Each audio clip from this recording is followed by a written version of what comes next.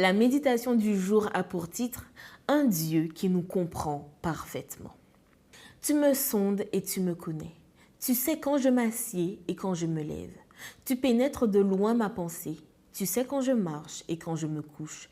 Et tu pénètres toutes mes voies. Psaume 139, les versets 2 et 3. Qu'il est horrible d'être mal compris. J'en ai fait l'expérience plus d'une fois. C'est peut-être avec mon épouse que j'ai eu mon record personnel. J'ai souvent été pris entre une chose que je lui ai dite dans une certaine intention et sa compréhension toute différente de cette intention. Retrouver le point d'équilibre peut prendre des heures, voire des jours, et parfois, en tentant d'expliquer la situation, on découvre qu'on s'enfonce encore plus comme dans une sorte de sable mouvant.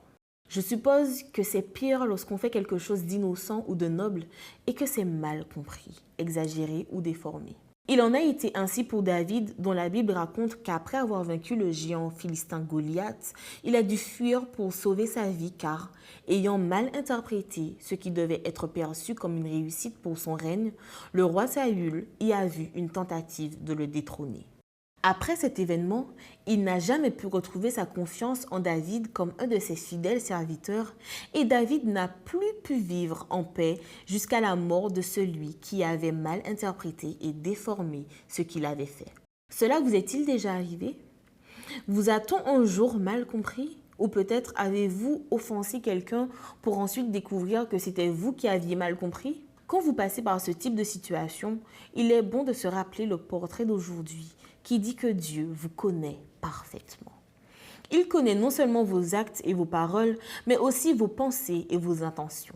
Si quelqu'un vous fait du mal là où vous étudiez, où vous travaillez, et que malgré vos essais, vous ne pouvez gérer la relation avec lui, souvenez-vous que vous avez un Dieu qui peut porter ses fardeaux parce qu'il vous comprend parfaitement. Rappelez-vous aussi cette promesse.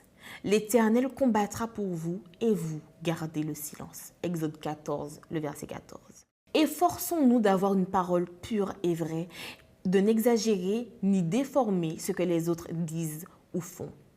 Et comme les malentendus feront toujours partie de la vie, lorsqu'ils se produisent, allez au Seigneur, car il vous connaît comme personne.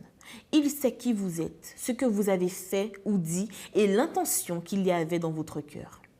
Comme le psalmiste, dites-lui, sonde-moi, ô Dieu, et connais mon cœur. Éprouve-moi et connais mes préoccupations. Regarde si je suis sur une mauvaise voie et conduis-moi sur la voie de l'éternité. Psaume 139, les versets 23 à 24.